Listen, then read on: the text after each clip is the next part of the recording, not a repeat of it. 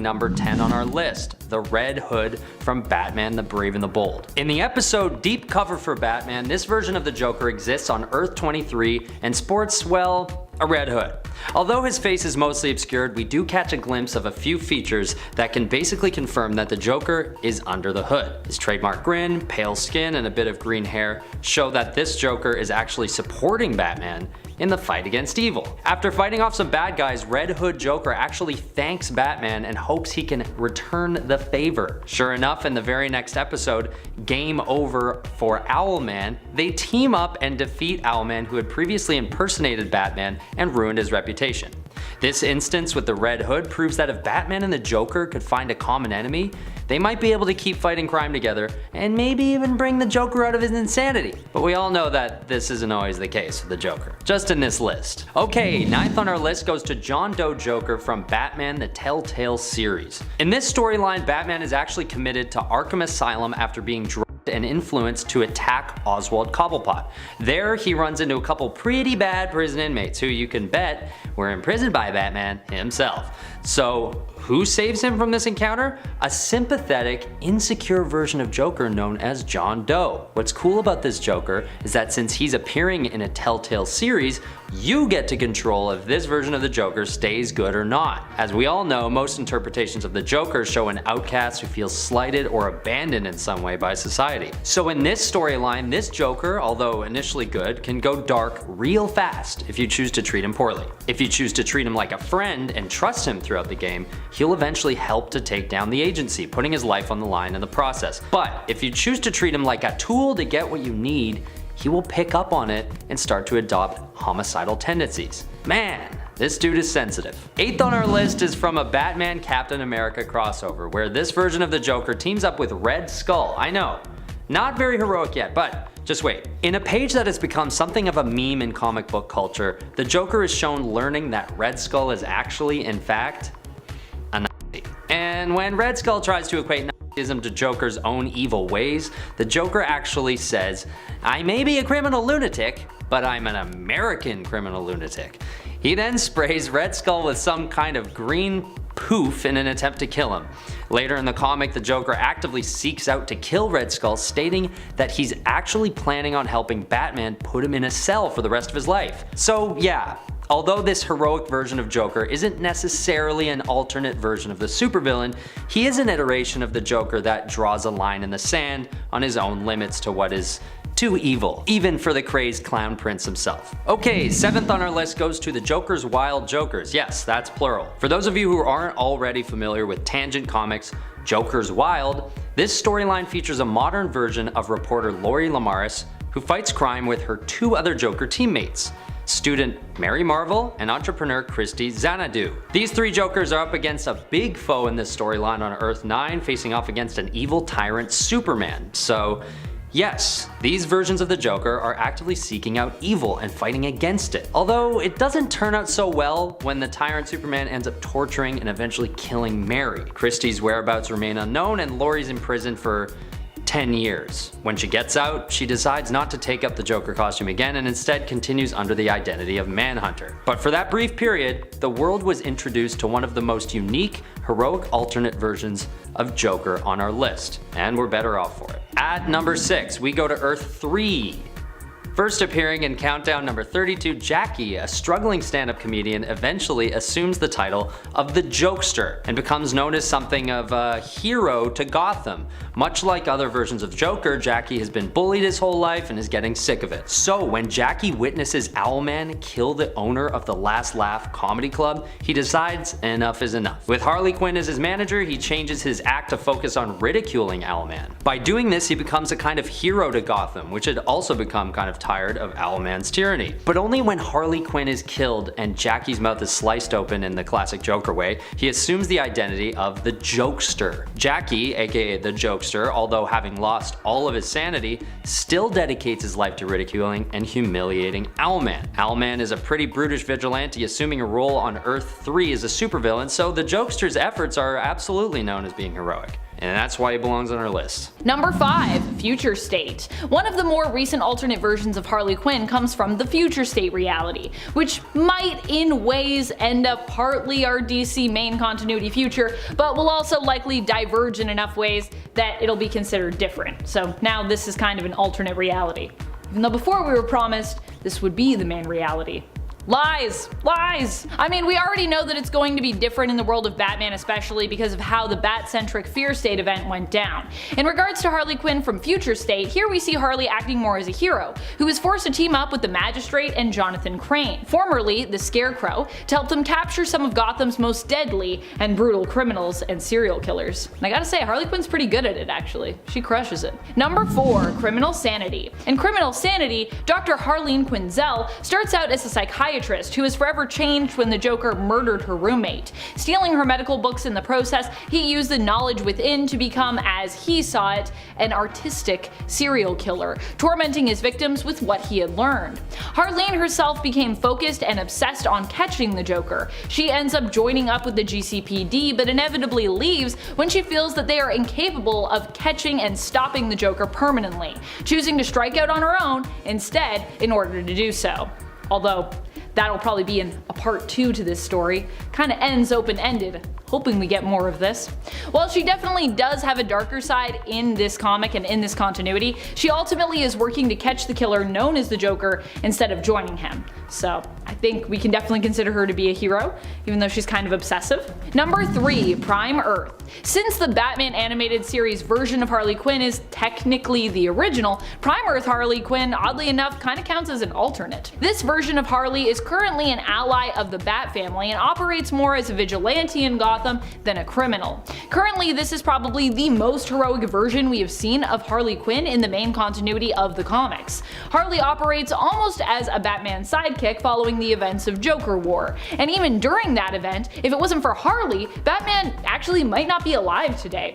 Harley was the one to help Bats after he was infected with Punchline's special brew of Joker venom, which made him quite sick and caused him to severely hallucinate, struggling to discern reality from deranged fantasy. If anything, Gotham would at least be in a lot of trouble if Harley hadn't helped him. I feel like Batman might still be tripping out. Number 2. White Knight. In the White Knight reality, Harley Quinn has become a straight up hero. Here we see Harley Quinn become the sidekick and one true love of Jack Napier, who suffers from a sort of dissociative identity disorder where he also becomes and lives with the persona known as the Joker. Eventually, Harley leaves Jack, but when he gets the help that he needs and is able to escape his Joker side, the two actually come back together.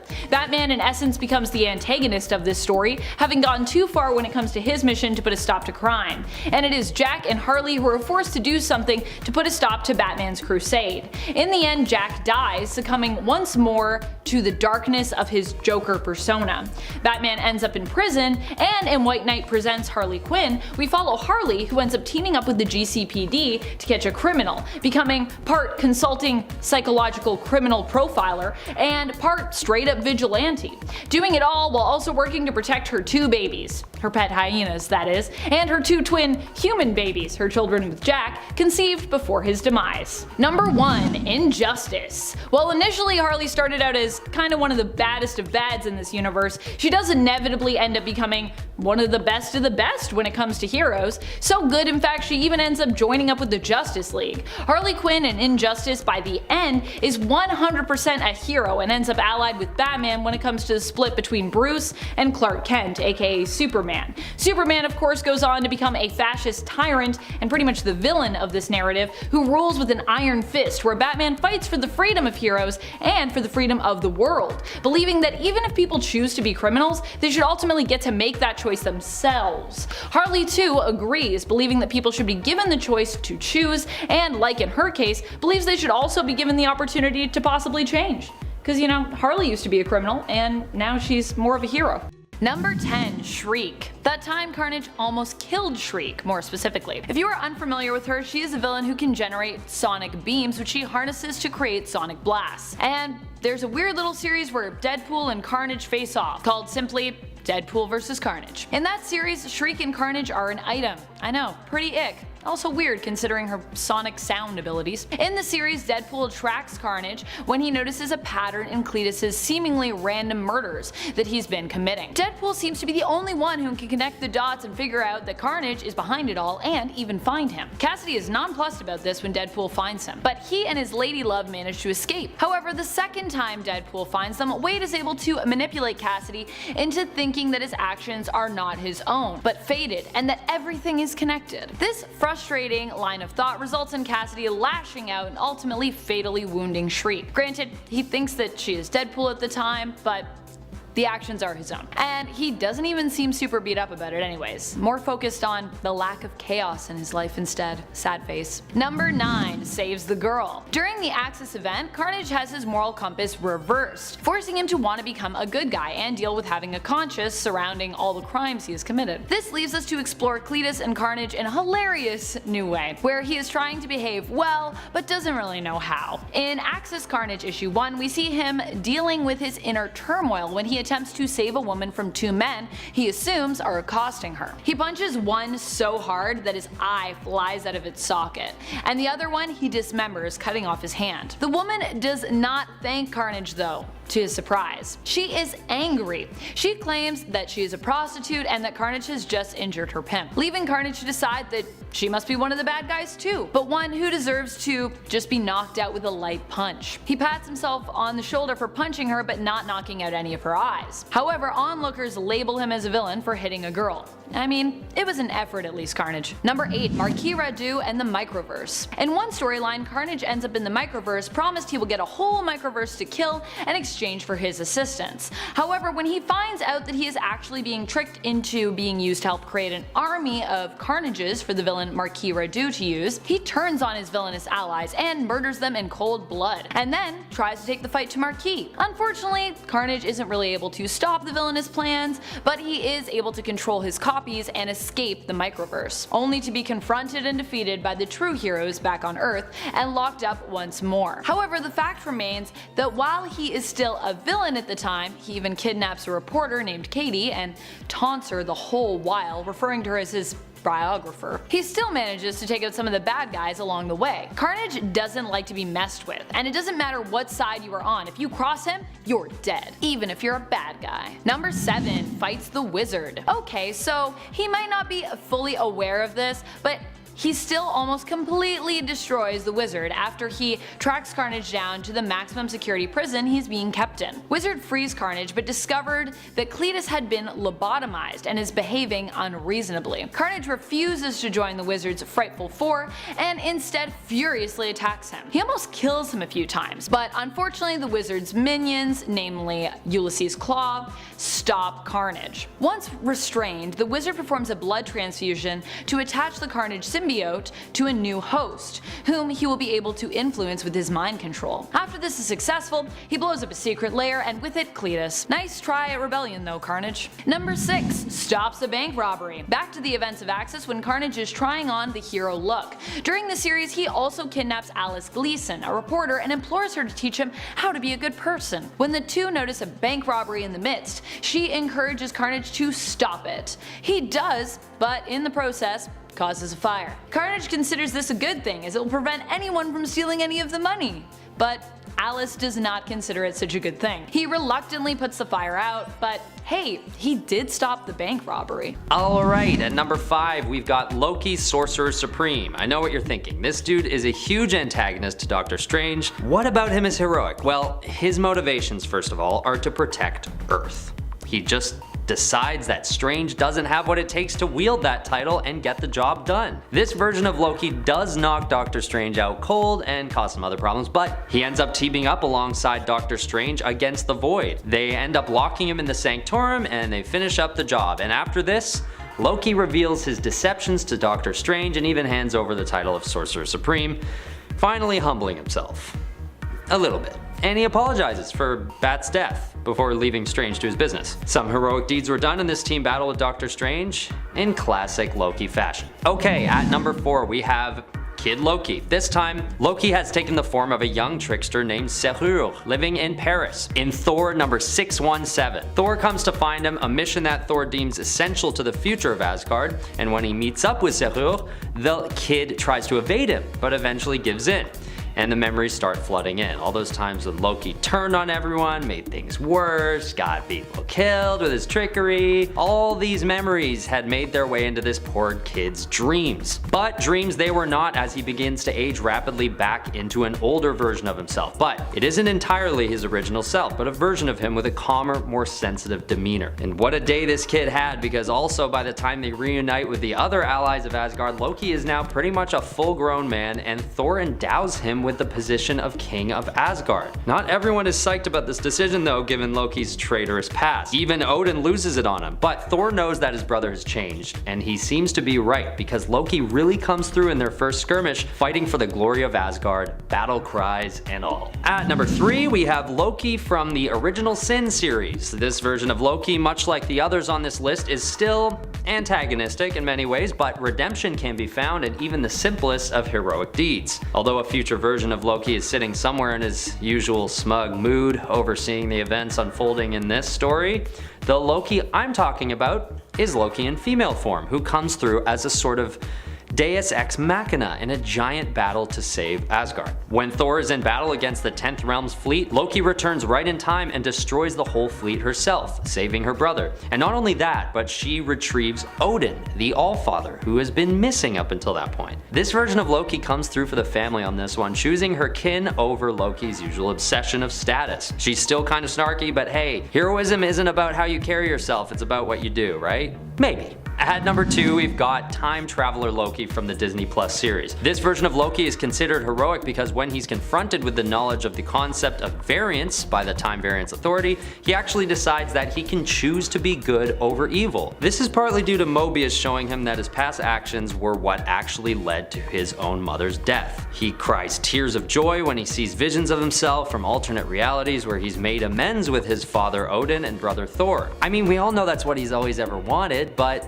it's nice to see him finally realize it. Through this series, he actually learns that despite his naturally antagonistic ways, he doesn't like to cause people harm, and that he doesn't need to be the best Loki ever, or the most adequate in the room. He even admits to Sylvie that she is better than him, in a shocking moment of humility. I know, not super heroic compared to other heroes, but once again, we're talking about Loki here. The bar isn't set too high. Okay, at number 1, we have Loki from the X-Men and Avengers Axis storyline.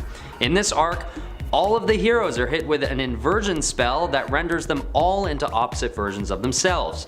This of course means that Loki becomes kind, trustworthy, and well, good. But what it also means is that his brother Thor becomes the opposite of everything he usually is. But here's the catch, Thor can't lift his hammer anymore.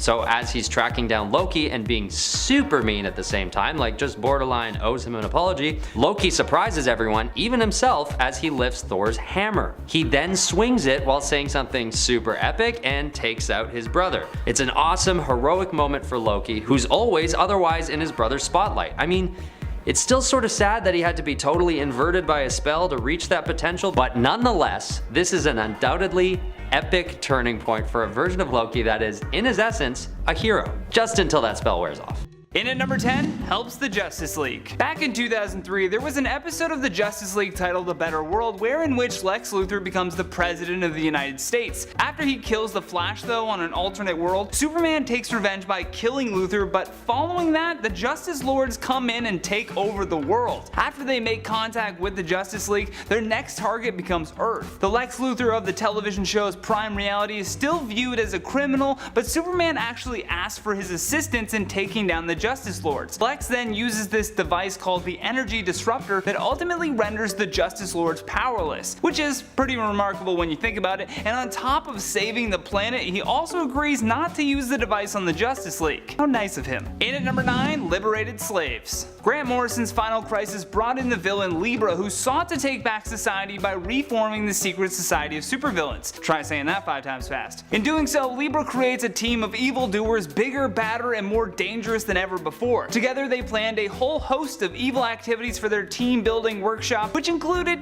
killing Martian Manhunter, bombing the Daily Planet, and throughout all of these moments, Lex Luthor was at the center. However, once Lex realized the Darkseid was actually instructing Libra's actions, Luthor started to question everything. Libra then turns on many of the villains by fitting them with the Justifier helmets, which essentially turn them into mindless drones under his control. Together with Dr. Sivana, Lex defeats Libra and ends up freeing the world from his mind control slavery. In at number 8, finds a cure. After Forever Evil, Lex actually joined the Justice League, and back in 2014, there was a storyline called the Amazo virus. The virus was this deadly outbreak that would infect people with dangerous superpowers before finally killing them. As the chaos is unfolding, Lex Luthor was doing his best to find a cure for all of this. In an odd turn of events, it's revealed that Luthor was the one who created the virus in his attempts to kill Superman. Superman wasn't exactly happy about this and demanded that he be removed from the team. The ironic thing was that in order to stop this virus meant to kill Superman, Lex needed Superman's blood to successfully find a cure, so he created a virus to kill the Man of Steel, but he also cured the virus, so I suppose that's pretty heroic? In at number 7, kills his evil counterpart. At the peak of Forever Evil, we had our heroic Lex Luthor fighting against his evil twin from Earth 3 known as Alexander Luthor. Alexander was essentially an evil Shazam. He could use the powers of Maza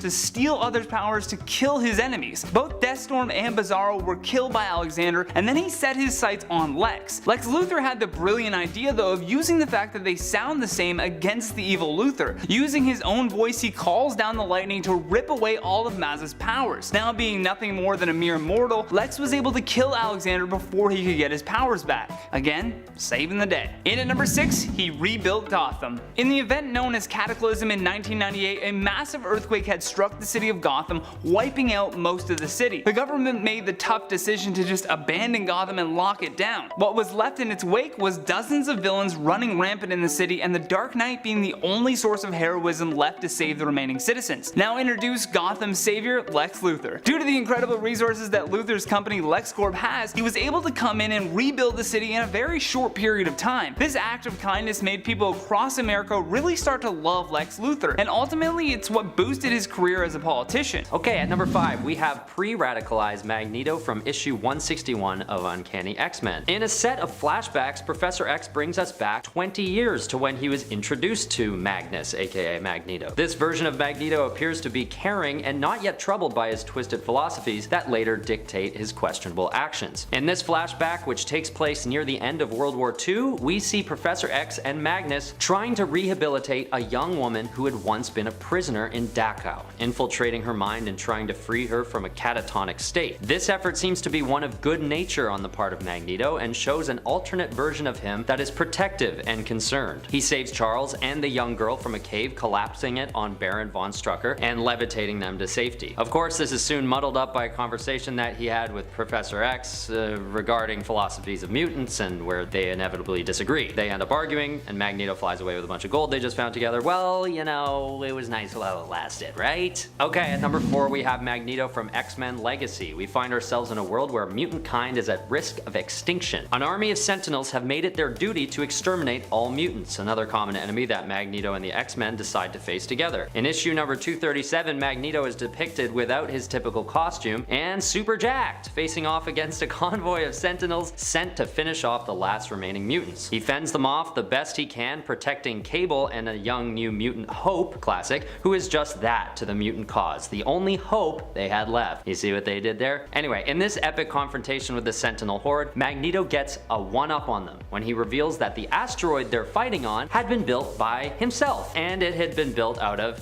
you guessed it, iron. So he pulls up some big nasty spikes from the ground and takes out a handful of them all at once. That's right, an absolutely jacked, zaddy Magneto holding the final frontier before the extinction of all of mutant kind, using his final shreds of energy left to do something so heroic, it arguably changed the outcome of this whole storyline, for the greater good. Alright, number 3, we've got the Magneto from Earth 2149. For those of you who don't know already, they did us the absolute service of creating a series where Marvel superheroes and villains alike face off against zombies. And not only that, but superpowered zombies. Yes, the infection only affected those with superpowers, who quickly overpowered the non-superpowered population, humans, but one of the biggest forces defending against the zombie horde is none other than Magneto, who takes his last stand, cutting the zombies off from other dimensions. But when this Magneto really starts looking like a hero is when the battle ensues between him and the zombies. This is heroic because although he's still facing off against the good guys, they're not really the good guys. They just sort of look like them. Unfortunately, this doesn't last long before Magneto's hubris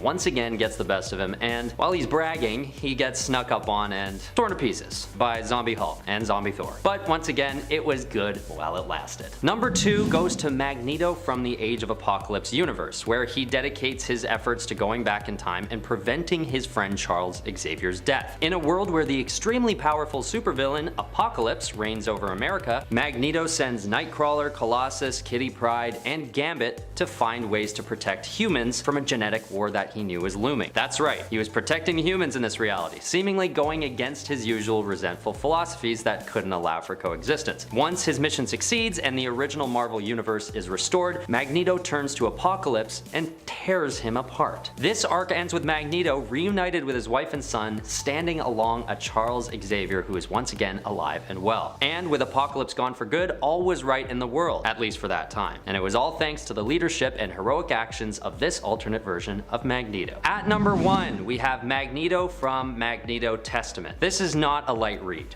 This isn't a story of Magneto coming to the aid of the Fantastic Four or the Avengers. In this story, we learn about Magneto's origin, which we all know began during World War II. He was a young Jewish boy named Max Eisenhardt trying to survive in a world where dangers exceeded even the worst supervillains in any comic book. He does everything he can to survive, all the while trying to protect Magda, the girl he loves. He makes deals with the guards to keep her safe, all the while supporting an uprising that eventually frees he and Magda from their captivity. This version of Magneto belongs at number 1 because our sympathies for this younger version of the supervillain extend beyond the world of comic books and into real life. This young Magneto heroically traverses the horrors of those times, capping off one of the most captivating and impactful origin stories out of any comic book series to date. Number 10, Batman and Harley Quinn.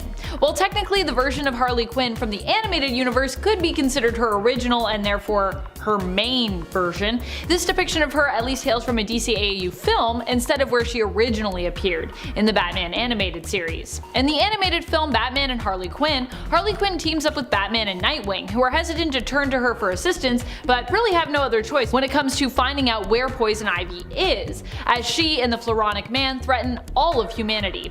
Their evil plot involves turning people into plants. Talk about creating a greener Earth. Harley agrees to join up with the heroes in exchange for Batman's help in getting her reinstated and rehired as a psychologist.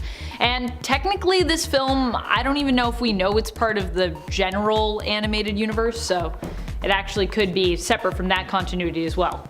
I don't think it's ever clarified, but it is an animated film, which is why some people consider it part of that continuity and some people consider it outside of the continuity. Number 9, Harley Quinn, the animated series. In the Harley Quinn animated series, Harley isn't a saint per se, but she does help to save Gotham when Joker has the city in his grasp, and she also ultimately decides against using parademons to conquer Earth, despite the fact that she is currently crushing the forces of New Gotham and could probably have stood a chance to not just kill Jim Gordon, but also take over the whole planet with her parademon army at the behest of Darkseid, if she was feeling like it. And even though she had been considered worthy of joining Darkseid and conquering Earth in his name.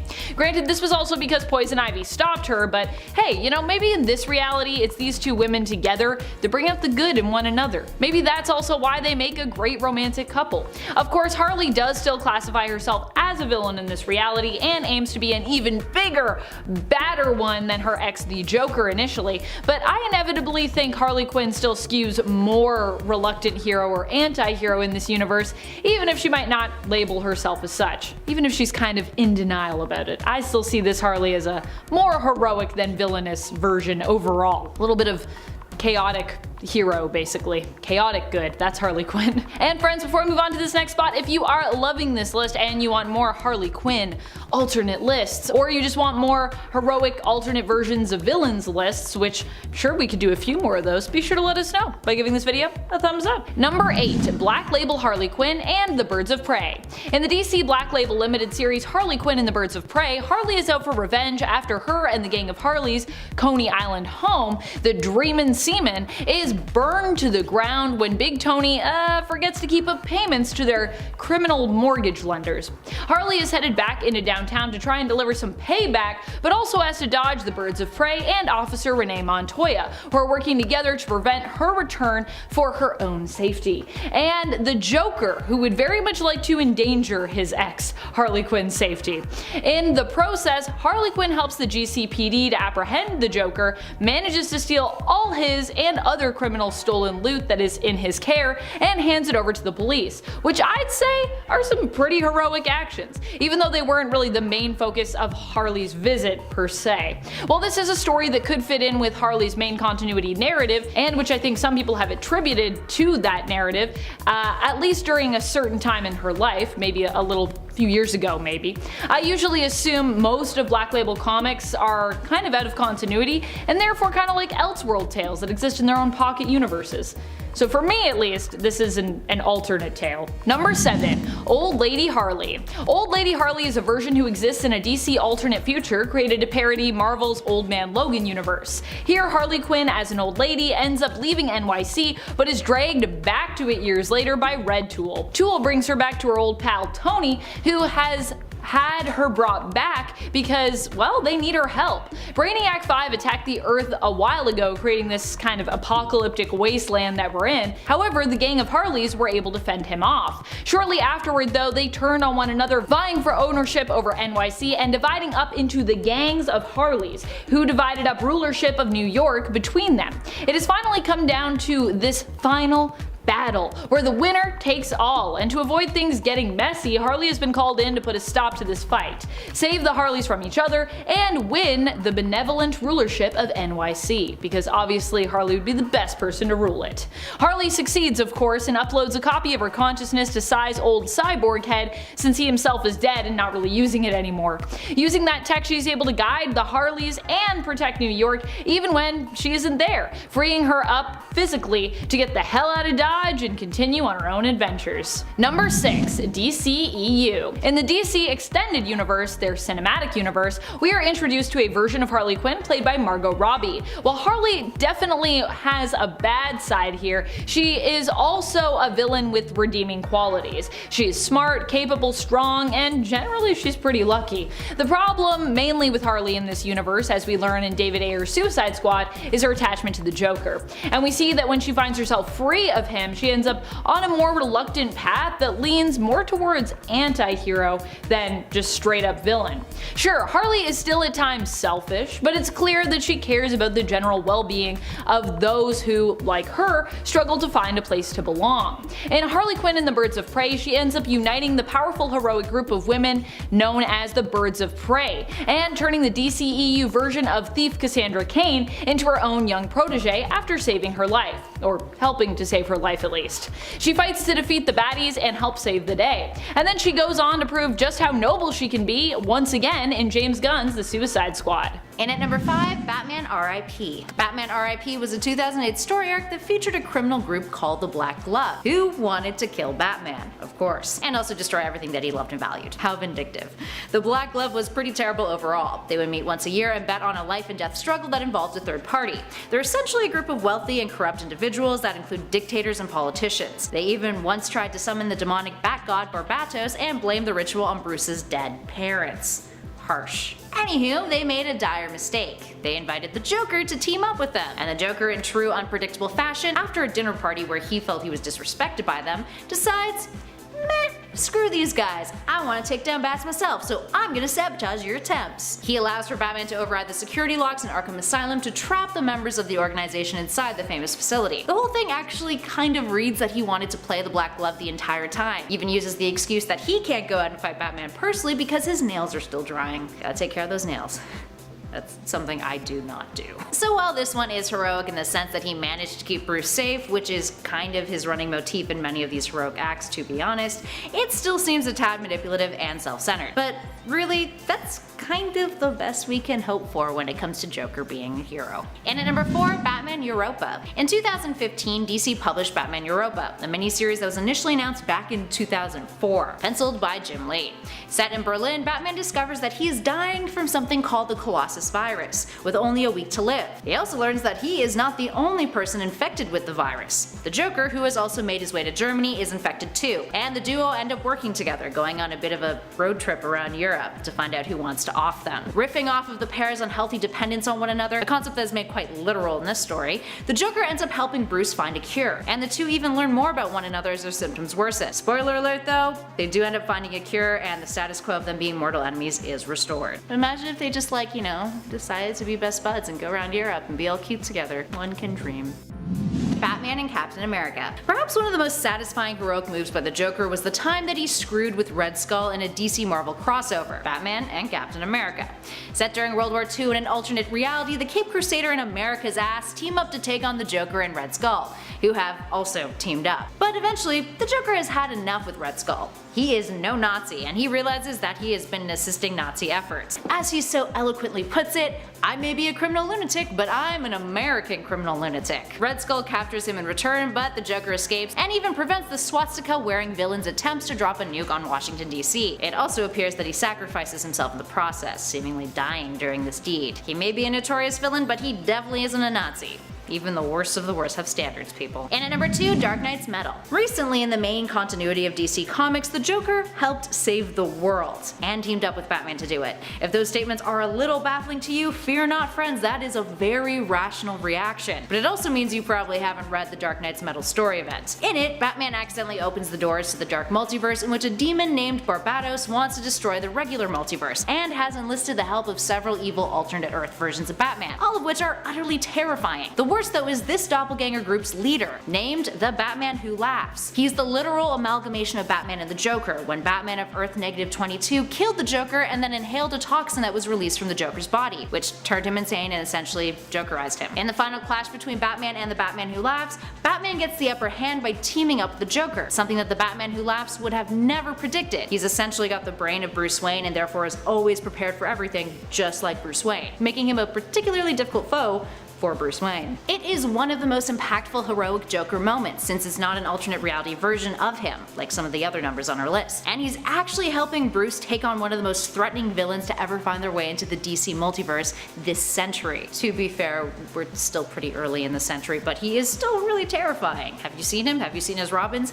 Yeah, scary shit. And finally, in at number 1, Batman White Knight. Released in 2017, Batman White Knight is arguably the most heroic the Joker has ever been. It's essentially a role reversal. Batman becomes the bad guy and Joker the hero. In White Knight, the Joker has been fully reformed thanks to new experimental medicine, and he goes by the name of Jack Napier now. He's also risen in the ranks of politics, becoming a notable figure who often targets Gotham's corrupt 1%. Batman, on the other hand, is still a vigilante in this story, but Jack believes that he has taken his crusade a little too far, and begins to blame him for Gotham's worsening state.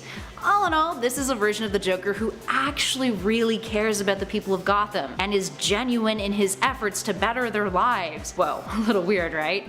He even says, "I love Gotham, and it's time I paid her back for the debt owed by the Joker.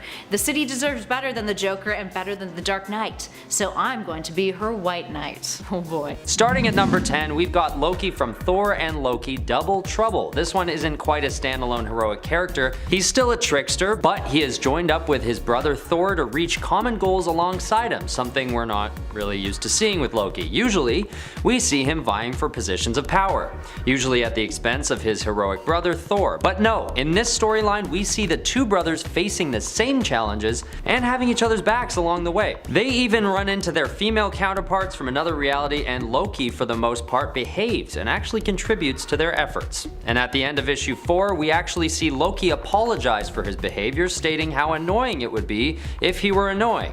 Wouldn't that be annoying?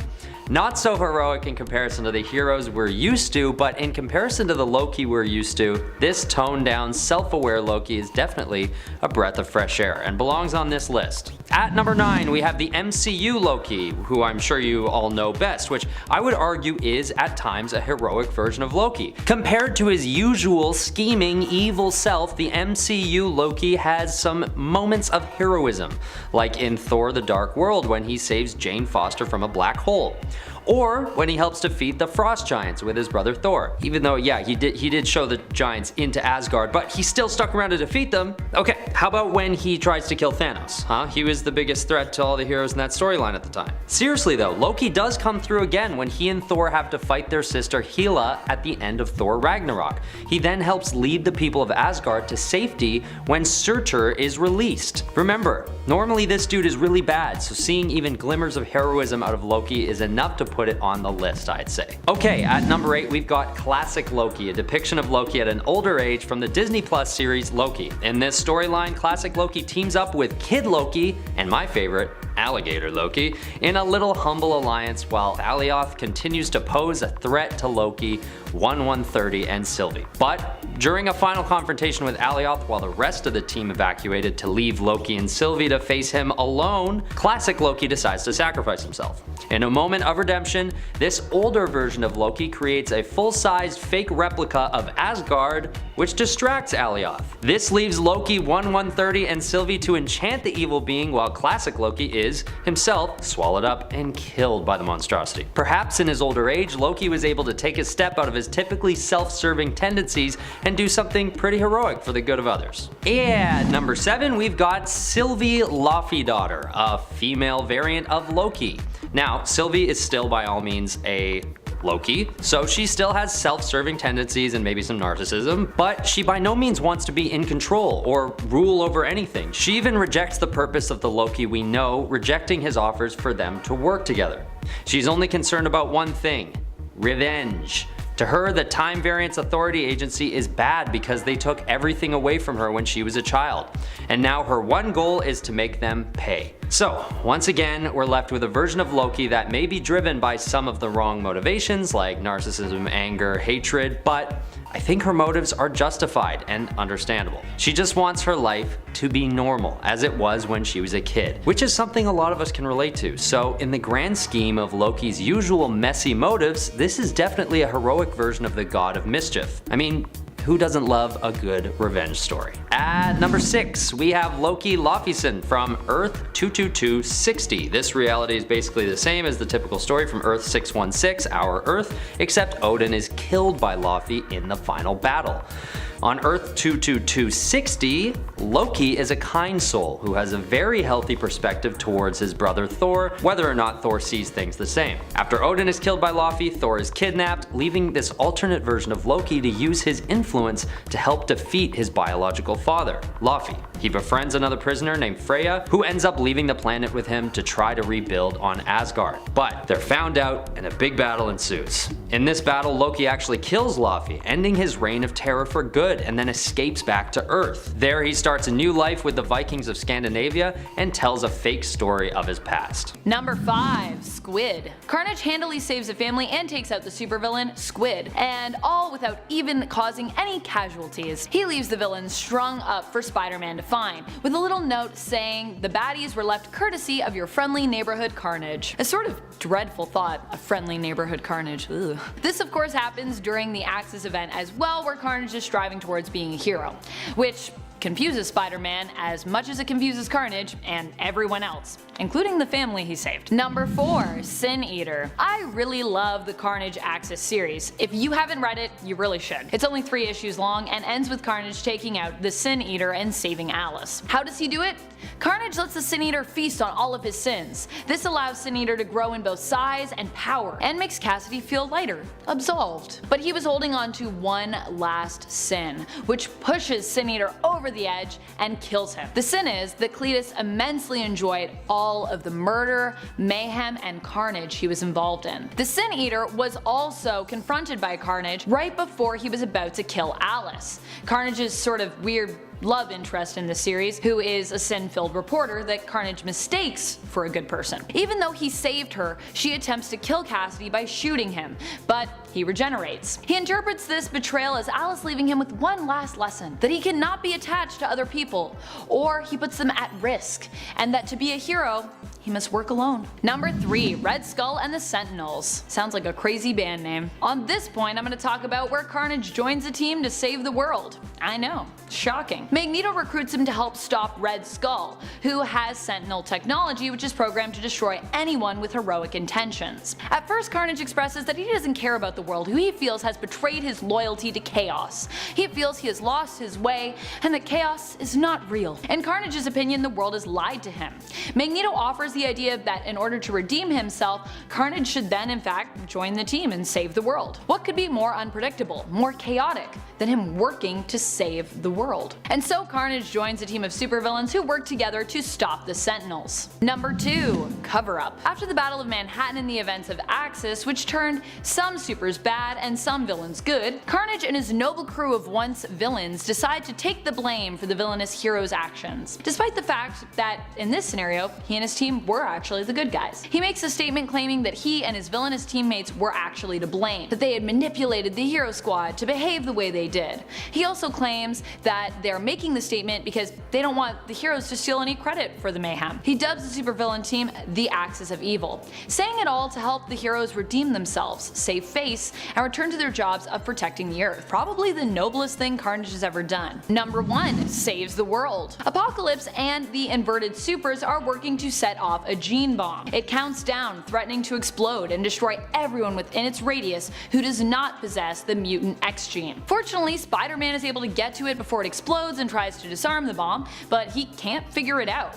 and begins to start frantically trying to pull it apart and dismantle it. Carnage joins him and warns that bombs typically do not respond well to brute force. Spider-Man figures that maybe they can cover it with webbing to absorb the blast, but Carnage also dismisses this plan, claiming the bomb is too big for that. He poses another plan, to wrap himself around the bomb and absorb the shock of it. Spider-Man refuses to accept this as an option, claiming this will kill Cassidy, but Cassidy confesses the world would be better without him, and claims no one in his family has ever done a good thing, so he would like to try and do this one thing for the world. Spider-Man allows him to sacrifice himself, promising to erect a golden statue of him in the middle of New York that continuously plays Lynyrd Skynyrd's Freebird, and Carnage meets his doom singing the same tune. Spider-Man puts it best when he describes the incident, declaring he'd witnessed the worst person he ever knew doing the noblest thing. Rated number 1 comic book villain of all time by IGN, Magneto is an anti-hero for the ages, with such a complex and almost understandable motivation and just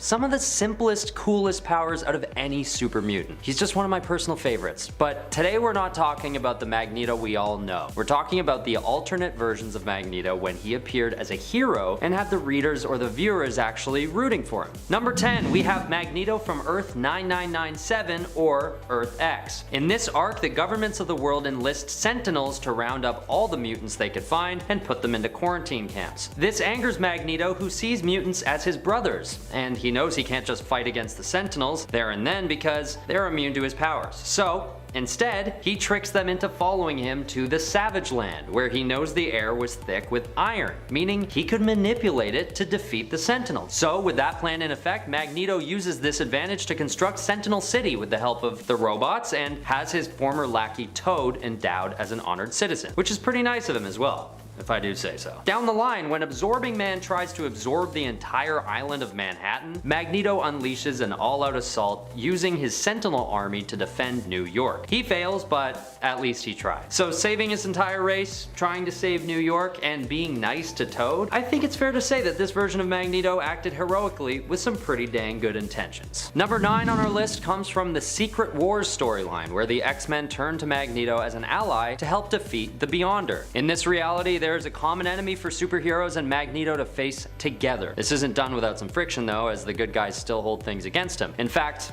when they first considered joining up against the Beyonder in issue 1, everyone argues with Magneto, who won't stop pushing his problematic philosophies, but Professor X vouches for him, and in a later issue, after some more infighting, Magneto finally comes around. The tough part of this storyline is that Magneto really is a huge asset to the team in their efforts against the Beyonder, but his arrogance and insecurities just make it so hard to work with him. So yes, Magneto is a hero in this storyline, but he doesn't really have that wholesome energy that most superheroes flaunt with ease. at least he stands by what he believes. I'll give him that much. Alright, at number 8 we have the Magneto from Captain America 5. In this storyline, Magneto is once again finding his way into Captain America's business, but not to team up with the hero. Well, in a way I guess he sort of is. This version of Magneto isn't much different from the rest. He's still got the backstory of the Holocaust, and with that comes a lot of totally justifiable and understandable resentment, especially when it comes to facing off against Red Skull, a known Nazi character. In Captain America issue number 367, Magneto spends the whole time chasing down Red Skull, at one point facing off against at least 9 Red Skull decoys. It goes without saying that the reader is meant to be rooting for Magneto in this part of the story as he seeks out his just revenge against Red Skull. I mean, Red Skull even does a salute and everything. It's an old comic. Can we even show that? But what makes this version of Magneto really deserve a spot in this list is how he handles Red Skull once he gets the best of him. Instead of acting like a villain and doing what Red Skull would have done, killing him, Magneto just leaves him in a cold, dark cell. He rises above the evil deeds of Red Skull and leaves him to think about the horrors that he'd perpetrated. Bam!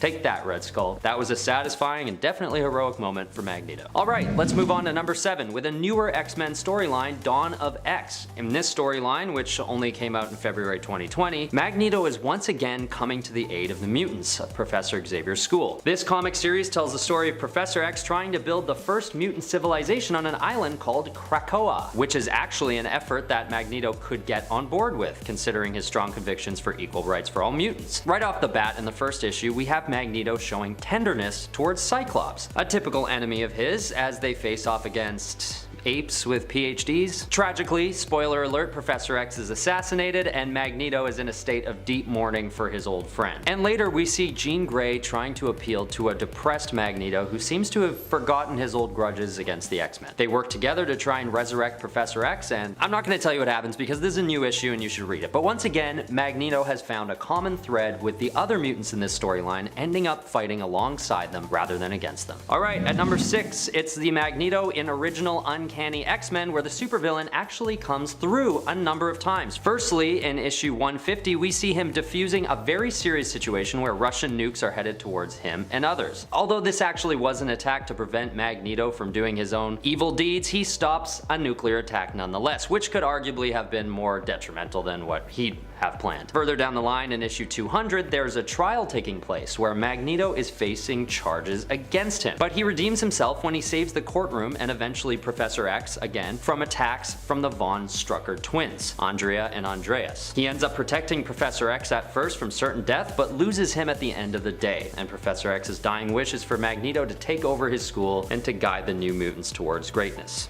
which Magneto agrees to do. We even see Magneto shed a tear when Jean Grey realizes that Professor X's energy is no longer detectable. And as the series goes on, Magneto does take over the school and acts in Professor X's place. I think there's a theme here. Magneto's good side only seems to come out when he's trying to protect or avenge his old friend Charles Xavier, and when he's fighting Nazis. In at number 5, Stop Zod's Invasion. In the comic book Superman Last Son of Krypton, an invasion of the Phantom Zone criminals commences and introduces Zod, Non, Ursa, and their army of Kryptonians. This evil squad destroy a lot of the city of Metropolis while Superman is trapped inside of the Phantom Zone. Lex Luthor has always been known for his hatred of Kryptonians, so the fact that he could flex his years of torturing Superman and actually apply what he's learned was more than welcomed. To undertake such a task though, Luthor first enlists the help of Parasite, Bizarro, and Metallo, forming a revenge squad to fight off Zod and his pals. Once Superman makes his way back to Earth, Lex essentially gives him no other option than working with him to end this invasion. In at number 4, the Savior of Lexor. First appearing in Superman number 164 back in 1963, there was a little planet that would soon be renamed Lexor. What began as simply a location for Lex and Superman to fight each other one-on-one because the location depowers Superman soon turned into something much more. Lex Luthor ends up becoming the leader of the people that inhabited the planet after he helps them unlock their lost technology and ultimately restructure their society. Superman even helps Lex find this planet some water and stabilize their planet's core. Lex is branded as a hero for these actions, and as such the world is renamed Lexor and Luthor becomes the ruler of their society. Rightfully so, he found them some water. In at number 3, Saves Countless Lives. Forever Evil is exactly how it sounds, a lot of evil things happening, and perhaps one of the worst was when a crime syndicate had not only captured Nightwing, Nightwing,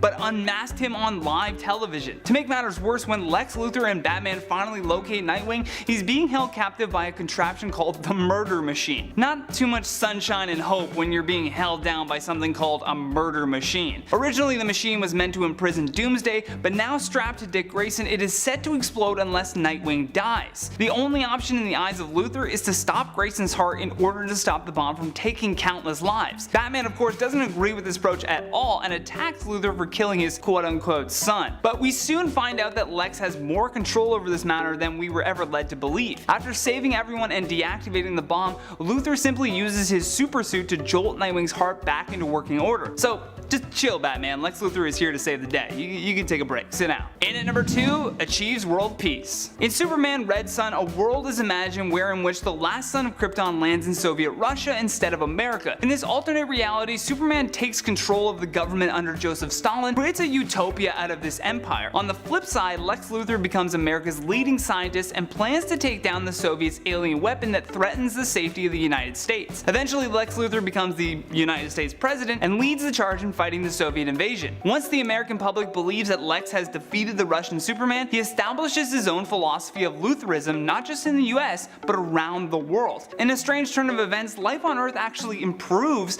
and worldwide peace becomes possible under this new leadership by Lex Luthor. Last but not least, in our number 1 spot, defeated Darkseid. It's beautiful, isn't it? Yes. Yes, it is.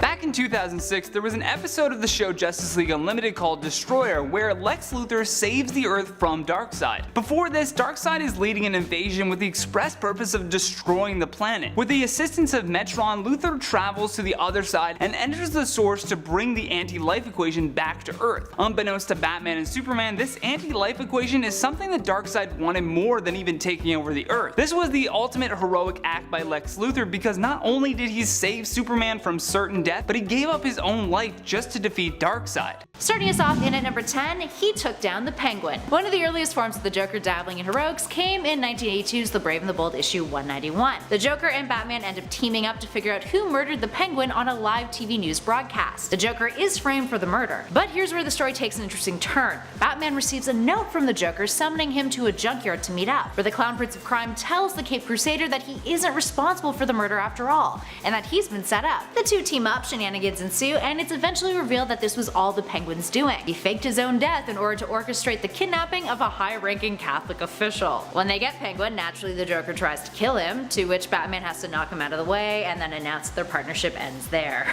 Up next, number 9, Batman's identity. Some heroic acts are smaller than others but can have just as big of an impact. Case in point, the Joker not revealing Batman's civilian identity. In Detective Comics 475, the Joker refuses to reveal Batman's identity and even stops Rupert Thorne from revealing that he is Bruce Wayne. Now Thorne, a crime boss foe of Batman's, wants to use his knowledge of Batman's civilian identity to persecute Bruce for his vigilantism as a means of revenge. But the Joker's like, nah biche, that ain't happening. He threatens to kill Thorne if he reveals the truth, a risk that Thorne is not willing to take. Quite frankly, if the Joker threatened me with, killing me, I'd probably be like, I'm good, I'll do what you ask. And when the Joker was asked why he was protecting Batman, he replies, the Joker must have the Batman. Nay, the Joker deserves the Batman. What fun would there be in humbling mere policemen? I am the greatest criminal ever known, and for anyone else to destroy the Batman would be unworthy of me. So yes, not the most altruistic of motivations, but still, I guess, pretty decent move on his part nonetheless.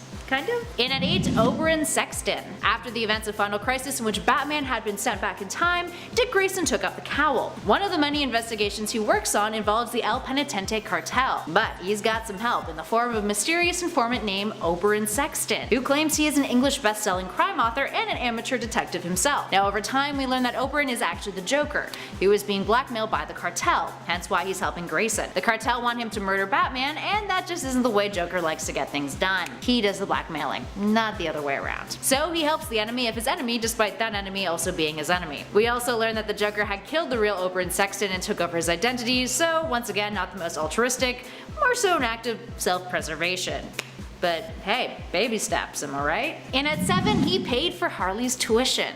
Okay, so maybe we're a little biased with this one. School is expensive AF. And we're talking Canadian prices here, people, because we're based in Toronto, friends. American tuition, that is an insane amount of money in comparison. So having someone anonymously pay off all of your school fees, yeah, that's heroic. This act of the Joker's is something that genuinely feels like a good deed. It happened in Batman Confidential, a series that focuses on the formative years of Batman's superhero career and features a lot of retellings of the first encounters with iconic characters. The deed takes place after the Joker meets Harley in a bar rather than their traditional origin story. The series itself kind of contradicts a lot of key events that are considered canon, FYI. Harley had gone out of her way to be kind to him, so he went out of his way to do the same. Aww. And at 6, Countdown. In 2007, the Countdown series was published, also known as Countdown to Final Crisis. In it, we were introduced to the Joker of Earth 3, a hero who goes by the name of Jokester and fights against his reality's Batman, who is a villain known as Owlman. Jokester's origin story is different than the main continuity's Joker. He was bullied as a kid, but uses that to build himself into a vigilante who fights back against criminal bullies, which include Owlman. Owlman is even the one responsible for slicing his mouth open, giving him that permanent smile. Yikes. Overall, he is a good guy, but also alternate reality, so... Okay, number 5. This is a weird one. In this storyline, a version of Joker is set out to kill an evil version of Batman, who was created by an evil Joker in a big battle, but that's not the Joker we're talking about.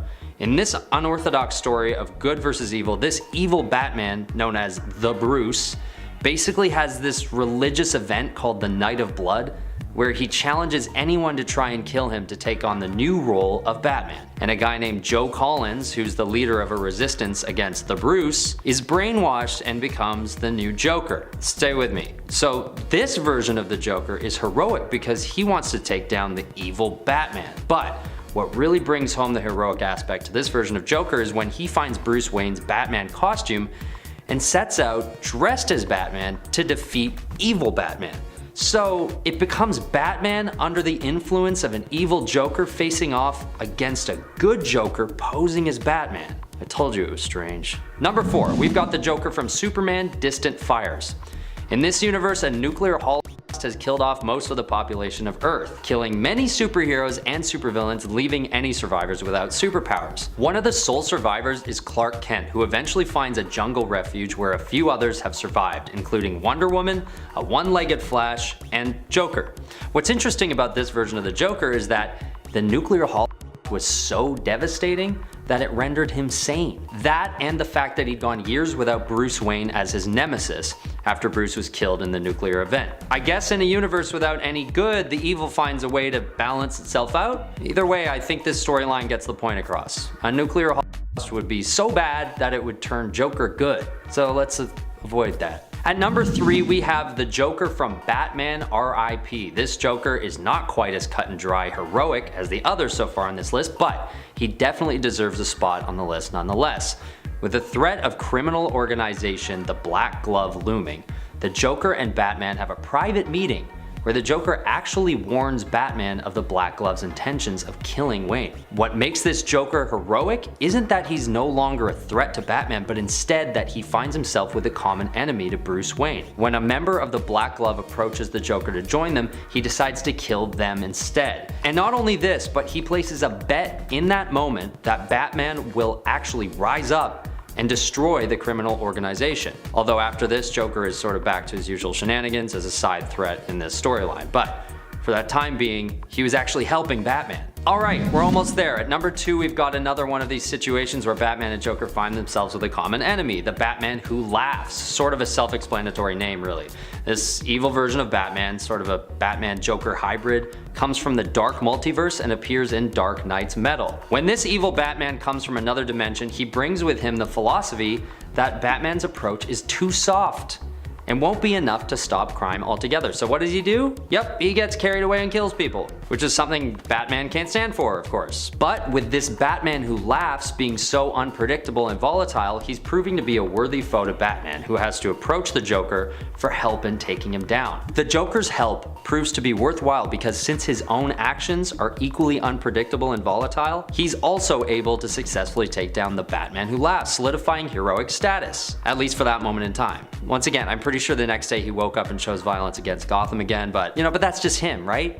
you know, unpredictable. Okay, finally, number 1. The spot at the top of our list goes to the Joker from White Knight. Known as Jack Napier in this storyline, this version of the Joker belongs at the top of our list because he has fully gained sanity and reformed into a functioning part of society. What caused this is suggested to have been a controversial run-in with Batman, who beats the Joker up so badly that witnesses start to think Batman might have gone too far. On top of beating him up, he also force feeds him a full bottle of pills that the Joker had pulled out himself. Gotham becomes divided on whether or not Batman had acted out of character, and after Jack Napier recovers from his injuries, his intellect is at an all-time high, and it appears as though he's completely changed for the better, possibly because of the pills. Jack even goes as far as giving a heroic speech saying Gotham deserves more than the Joker, and makes moves to actually indict the Gotham police force for conspiring with Batman, someone Jack now sees as a threat to functioning society.